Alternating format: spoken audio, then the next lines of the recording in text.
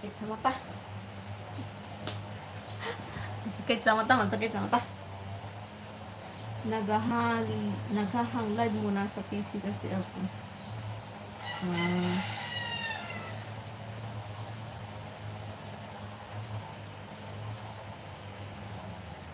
Oo.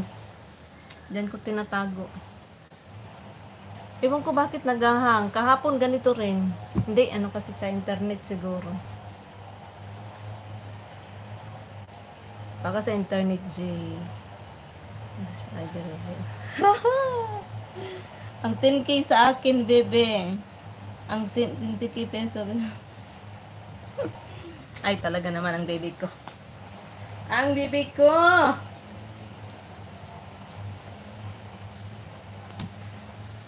Ah. Sa mukas dagay. Ba't ganon, no?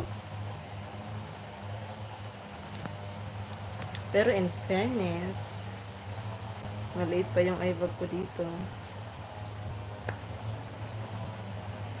Diba?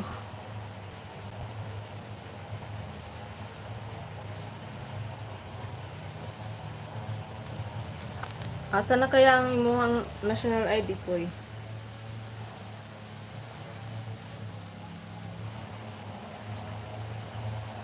Is. Tara! Parang sinaunang tao ba? Kaloy sa akong wallet.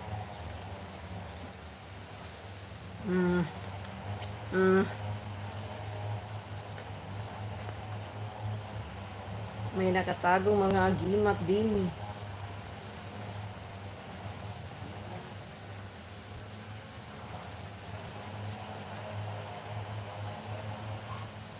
May 10K daw ako kay ano. Asa naman si Chris. Uy, nag-iba ng pangalan niya. Chris Flow. Takbo sa Republican. May 10K daw ako sa kanya. You tell me, bakit nga ba? You tell me! Tell me, bakit nga ba? Gago. Ano ba yun? Nakulong ba talaga siya? Ikukulong ba talaga? Ang angas po dahi. Dapat hindi na lang niya yun in-upload. Paipan eh.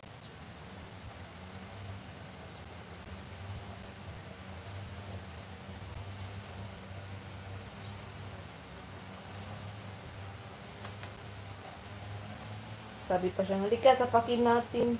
Wow. Wow.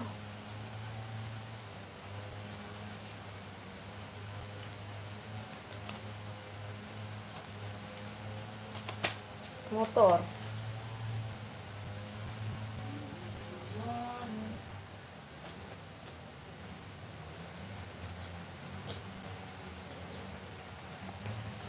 Tapos ngayon, iiyak-iyak ka. Nek-nek mo.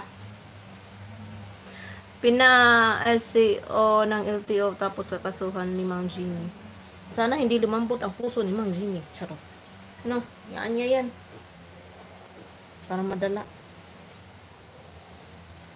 Way batasan, walay buot.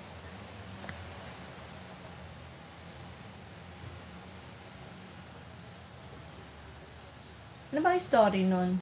Hindi siya pina-overtake? Gusto niya mag-overtake? Ginigit-git siya? Yan kasi sinasabi ko, huwag kasi mag-overtake o overtake eh.